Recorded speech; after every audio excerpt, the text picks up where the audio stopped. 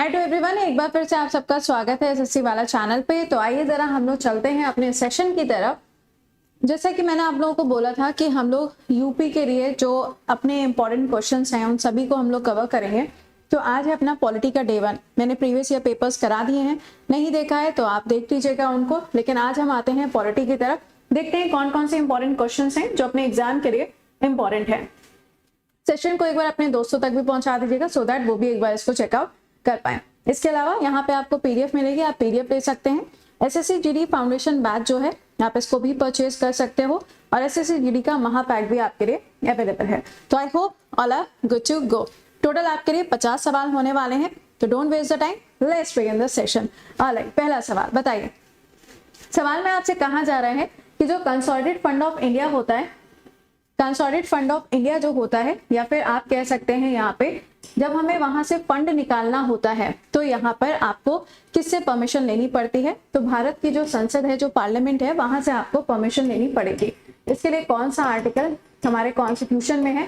तो ये हो जाएगा। अगर आपसे पूछा जाता है इमरजेंसी फंड, तो इमरजेंसी फंड के लिए कौन सा आर्टिकल है? तो ये हो जाएगा आपका आर्टिकल नंबर 267। अगला सवाल, करों और अन्य प्रतियों यानी कि कर, दैट मीन्स टैक्स और बाकी जो रिसिप्ट्स होते हैं उनके लिए अगर हम बात करें तो आपको जो रेवेन्यू रिसीव होता है वो आपको कौन से फंड में मिलेगा? कंसोलिडेटेड फंड ऑफ इंडिया के अंदर देखने को मिलता है। अगर हम बात कर रहे हैं सर्वोच्च न्यायालय यानी कि सुप्रीम कोर्ट की, तो द नेम द फर्स्ट जज ऑफ द सुप्रीम कोर्ट जिनके अगेंस्ट क्या किया गया था? महाभियोग की प्रक्रिया को लाया गया था। तो उनका नाम क्या हो जाएगा यहाँ पे?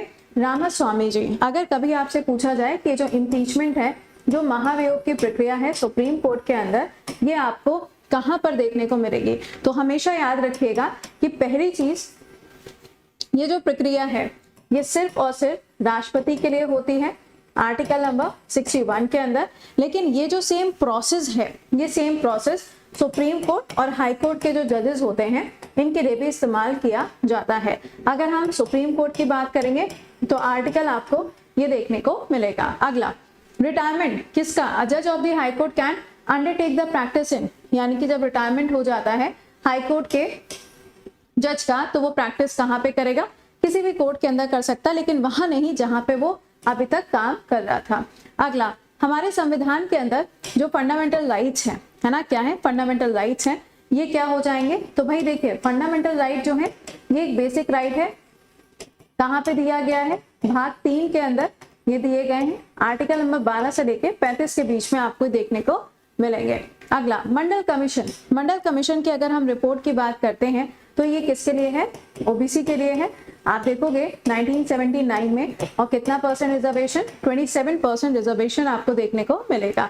Power to increase the number, यानी कि अगर हम सुप्रीम कोर्ट की बात करें, सर्वोच्च न्यायालय की बात करते हैं, तो यहाँ पे जजेस की अगर संख्या को बढ़ाना है तो कौन बढ़ा सकता है? तो ये संसद के द्वारा किया जाएगा।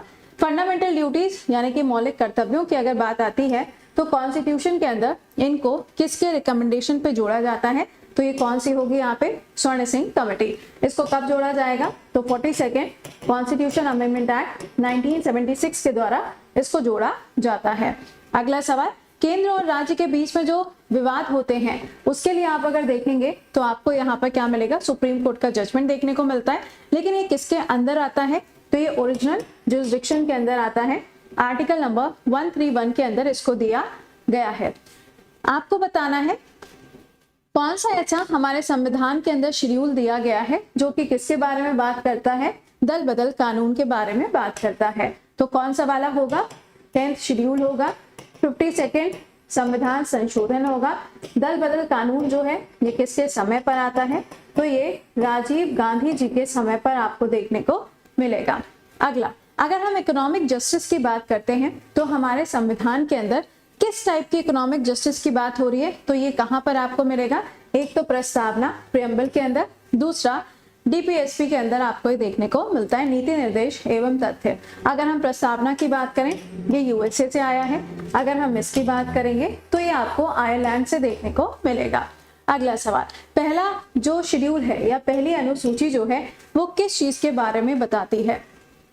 तो ये बताएगी यूनियन एंड इट्स टेरिटरी, यानी कि आर्टिकल नंबर 1 से लेके आर्टिकल नंबर 4 के बीच में आपको जितने भी आर्टिकल्स मिलते हैं वो आपको किस में मिलेगा, शेड्यूल नंबर 1 में देखने को मिलता है। सवाल, कौन सा ऐसा शेड्यूल है, यानी कि कौन सी ऐसी अनुसूची है जो कि राष्ट्रपति और राज्य के राज्यपाल से संबंधित है? तो इसका आंसर क्या होगा, शेड्यूल नंबर 2। कई बार आपसे पूछा जाता है कि हमारे संविधान के अंदर कुल आपको कितनी अनुसूचियां मिलती हैं, तो 12। ठीक है, अगर कहा जाए कि जब संविधान बनाया गया था तब कितनी अनुसूचियां थी, तो हो गया 8। सबसे आखिरी वाली कौन सी है, नगर पालिका, म्युनिसिपल कॉर्पोरेशन। अगला सवाल, कहा जा रहा है कि जब हम सेपरेशन की बात करते हैं, अलग अलग कार्य की बात करते हैं जुडिशरी का एग्जीक्यूटिव से, तो यहाँ पर कौन सा अनुच्छेद हमारे संविधान में है, तो आर्टिकल नंबर 50 दिया गया है। कहाँ पर है, डीपीएसपी के अंदर इसको मेंशन किया गया है। अगला, कैबिनेट सिस्टम और कलेक्टिव रिस्पॉन्सिबिलिटी, यानी कि कैबिनेट प्रणाली और सामूहिक जिम्मेदारी का योगदान किसका है, मतलब कहाँ से लिया गया है, तो ये ब्रिटेन से कॉन्सेप्ट लिया गया है। ठीक है, अच्छा ब्रिटेन की बात आ रही है तो आप मुझे बताइएगा कमेंट बॉक्स में, rule of law article number 14 के अंदर ये दिया गया है। ठीक है, आपको बताना है कि कॉन्सेप्ट कहाँ से लिया गया। अगला है, 2 बेसिक प्रिंसिपल्स होते हैं लिबरल थ्योरी के, आपको बताना है कि वो प्रिंसिपल्स कौन से हैं, किसके द्वारा जो बताए गए हैं, जो बताए गए हैं जॉन लॉक के द्वारा। तो इसका आंसर होगा, एक तो भाई वोट देना, एडल्ट फ्रेंचाइज, और दूसरा क्या है, संपत्ति का अधिकार। ये दोनों आपको देखने को मिलते हैं। अगला सवाल, मान लीजिए यदि किसी राज्य के राज्यपाल को केंद्र शासित प्रदेश का प्रशासन नियुक्त किया जाता है तो वह अपने कार्यों का क्या अभ्यास करता है। तो सिंपल सी बात है, ये कैसे, किसकी मतलब किसकी एडवाइस पे काम करेगा, तो काउंसिल ऑफ मिनिस्टर के काम, मतलब उनके एडवाइस पे काम करता है। यानी कि जो राज्यपाल होता है ये काउंसिल ऑफ मिनिस्टर की जो सलाह होती है इसके ऊपर काम करता है। यही सेम चीज अगर आप देखेंगे तो जब हम राष्ट्रपति की बात करते हैं तो राष्ट्रपति के केस में भी यही सेम चीज आपको देखने को मिलती है। अगला, vote on account is pass the general discussion. मान लीजिए कि वोट ऑन अकाउंट के ऊपर कोई बिल आता है, कोई प्रस्ताव आता है, कोई प्रोविजन आता है, तो ये जनरल डिस्कशन के थ्रू पास हो जाता है। अगला, 8वीं जो अनुसूची है हमारे संविधान के अंदर, इसके अंदर आप देखेंगे तो आपको बहुत सारी भाषाएं देखने को मिलती हैं।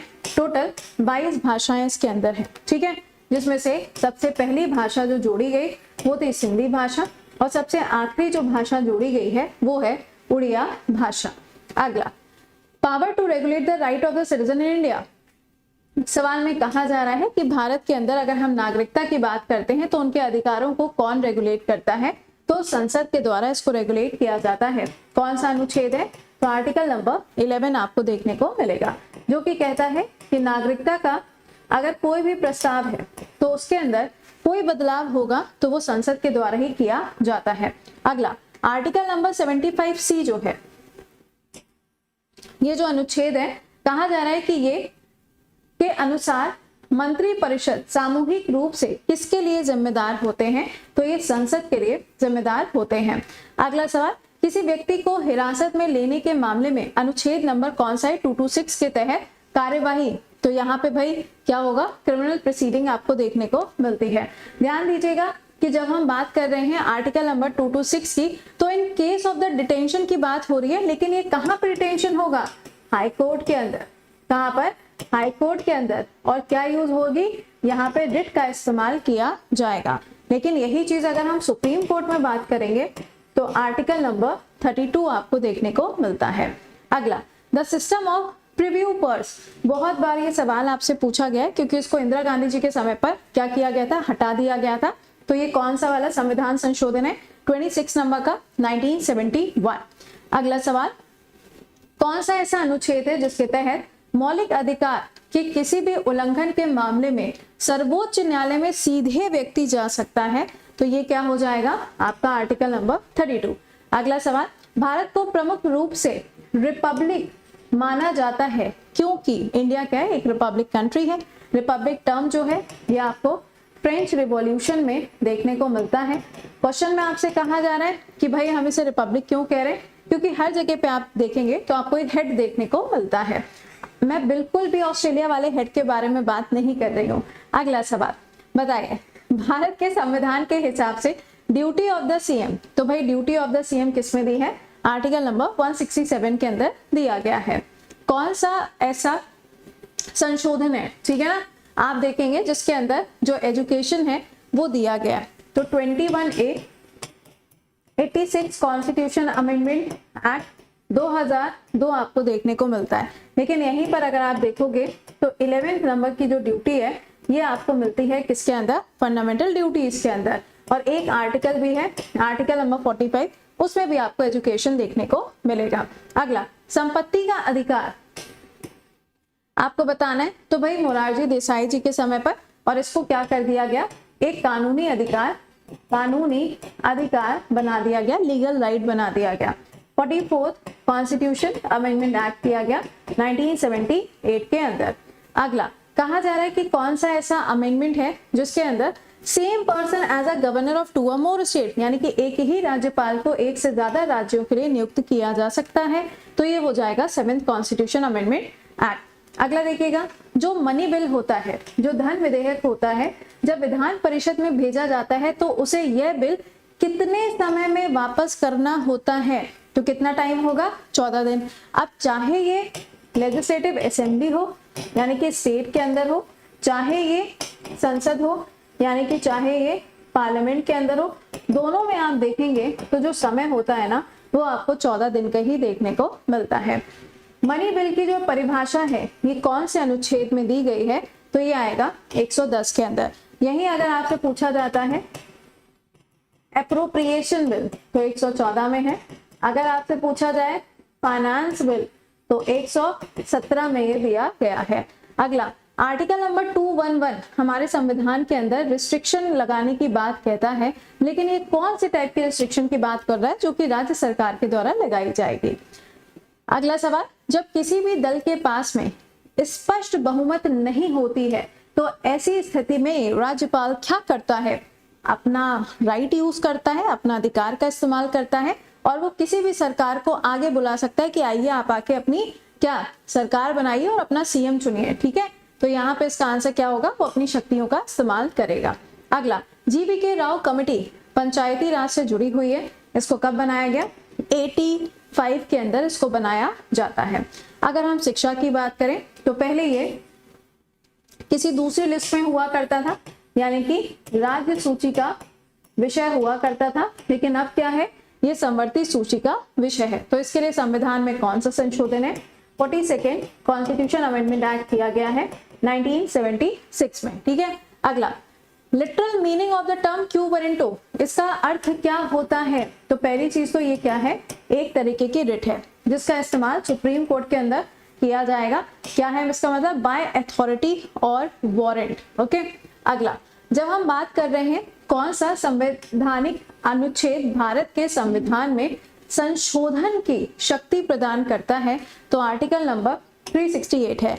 यह आर्टिकल कहां से आ रहा है भाई, साउथ अफ्रीका से इसको लिया गया है। अगला, एडहॉक कमेटी, अब अभी मैंने आपको कुछ दिन पहले पढ़ाया था एथिक्स कमेटी के बारे में, है ना, उसी तरीके से क्या है एडहॉक कमेटी। तो इनकी नियुक्ति कौन करेगा, स्पीकर ऑफ द लोकसभा, यानी कि जब लोकसभा में बनेगी तो लोकसभा के स्पीकर करेंगे, राज्यसभा में बनेगी तो राज्यसभा के चेयरपर्सन करेंगे, ठीक है, दोनों जगह बन सकती है।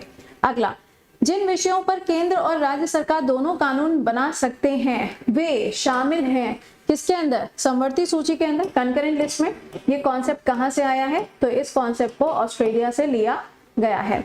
अगला, आपको बताना है भारत के संविधान के कौन से अनुच्छेद के अंदर अनटचेबिलिटी को खत्म करने की बात कही गई, तो आर्टिकल नंबर 17 में ये बात कही गई है।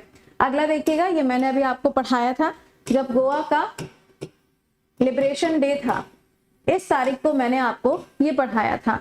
कहा जा रहा है कि गोवा, दमन एंड दीव, इनको पहले भारत के साथ में जोड़ा गया था एक केंद्र शासित प्रदेश के रूप में, उसके बाद में इसको राज्य का दर्जा दिया गया था, किसको, गोवा को। आपको बताना है कौन सा होगा, तो ये हो जाएगा 12th कॉन्स्टिट्यूशन अमेंडमेंट एक्ट। अगला, ex officio chairperson of council of state, तो भाई ये कौन होता है, वाइस प्रेसिडेंट होता है। राज्यसभा का जो अध्यक्ष होता है, चेयरमैन या फिर चेयरपर्सन होता है, ये कौन होता है आपका, एक्स ऑफिशियो चेयरपर्सन, जो कि हमारे वाइस प्रेसिडेंट होते हैं, उपराष्ट्रपति होते हैं। आपको बताना है यहाँ पर इम्पोज रीजनेबल रिस्ट्रिक्शंस, यानी कि जो मौलिक अधिकार होते हैं इनके ऊपर अगर किसी भी तरीके का प्रतिबंध लगाना है तो ये प्रतिबंध कौन लगा सकता है, तो संसद के द्वारा लगाया जाएगा। आपको बताना है कि ऐसा कौन सा अनुच्छेद है जिसके अंदर सभी नागरिकों के लिए समान न्याय और मुफ्त कानूनी, ये भी मैंने अभी आपको हाल ही में पढ़ाया था, तो इसका आंसर क्या होगा, फ्री एंड लीगल एड। कौन सा आर्टिकल आएगा, 39A के अंदर ये दिया गया है। अगला सवाल, कहा जा रहा है UIDAI, मतलब ये वही है जिसके द्वारा आधार कार्ड आपके जारी किए जाते हैं। एनी फी कलेक्टेड, मान लीजिए कोई भी फीस कलेक्ट हो रही है या ऐसे किसी भी तरीके का रेवेन्यू जनरेट हो रहा है, तो उसको किस में रखा जाएगा, तो उसको किसमें, कंसोलिडेटेड फंड ऑफ इंडिया में या संचित निधि के अंदर इसको रखा जाता है। अगला है CVC, एक होता है CIC, एक होता है CVC। अगर हम CVC की बात करें तो प्रेजेंट टाइम में कौन है, जरा कमेंट बॉक्स में बताइएगा। ठीक है, ये अपनी रिपोर्ट किसको देते हैं, तो ये अपनी रिपोर्ट राष्ट्रपति को देते हैं। इनकी नियुक्ति कौन करता है, राष्ट्रपति करता है। अगर इनके लिए एक्ट पूछा जाएगा 2003 का है, क्या ये संवैधानिक इकाई है, नो, ये कोई भी कॉन्स्टिट्यूशनल बॉडी नहीं है। अगला, ये क्वेश्चन भी मैंने आपको बहुत बार पढ़ाया हुआ है, गलत नहीं होना चाहिए। नो कॉन्फिडेंस मोशन जो है इसको सिर्फ और सिर्फ लोकसभा में प्रस्तुत किया जाता है। यहाँ पे कितने सदस्यों की सहमति चाहिए, तो करीबन 50 सदस्यों की सहमति चाहिए होती है। अगला, अनुच्छेद 1 जो है ये भारत को किस रूप में डिक्लेयर करता है, तो इंडिया एज भारत, क्या है, इंडिया एज भारत। और भारत जो है वो क्या है, एक आपको राज्यों का समूह देखने को मिलता है। ठीक है, भारत की जो पॉलिटी है इसमें सुप्रीम कौन है, तो इसमें सुप्रीम क्या है, हमारा संविधान है। अगर मान लीजिए कॉन्स्टिट्यूशन ऑप्शन में नहीं है तो सुप्रीम कोर्ट ऑप्शन में दिया होगा, तो आप सुप्रीम कोर्ट मार्क कर दीजिएगा। अगला, हाईएस्ट लॉ ऑफिसर हमारे देश के अंदर किसको माना जाता है, कानूनी अधिकारी किसको माना जाता है, तो एडवोकेट जनरल को। किसमें, राज्य के अंदर, लेकिन अटॉर्नी जनरल ये कहाँ हो जाएगा, तो ये हो जाएगा संघ में या फिर सेंटर के अंदर। ठीक है, तो मैंने आपको यहाँ पे टोटल 50 क्वेश्चन जो है वो सॉल्व कराए। आप मुझे बताइएगा कि आपने कितने क्वेश्चन सॉल्व किए। कल भी आपका यही सेम सेशन होगा, क्योंकि मैंने आपको जो प्लानर बताया था उसमें 3-4 दिन आपका पॉलिटी है, तो आई होप कि आपने सारे क्वेश्चंस को करेक्टली मेंशन किया होगा। लगातार पढ़ाई करो, जो कुछ पढ़ा है उसका रिवीजन आपको हम यहाँ करा रहे हैं। रेगुलर आप अपनी जो भी टेक्स्ट बुक जो कुछ भी पढ़ रहे हो यहाँ पे आके क्वेश्चन सॉल्व करिए। You are going to rock in the examination. ठीक है, चलिए तो मिलते हैं आप लोगों से अब हम कल सुबह 7 बजे। टिल देन खुश रहिए, मुस्कुराते रहिए और सेशन को दूसरों तक भी पहुंचाइएगा। Bye bye and take care, good night to all.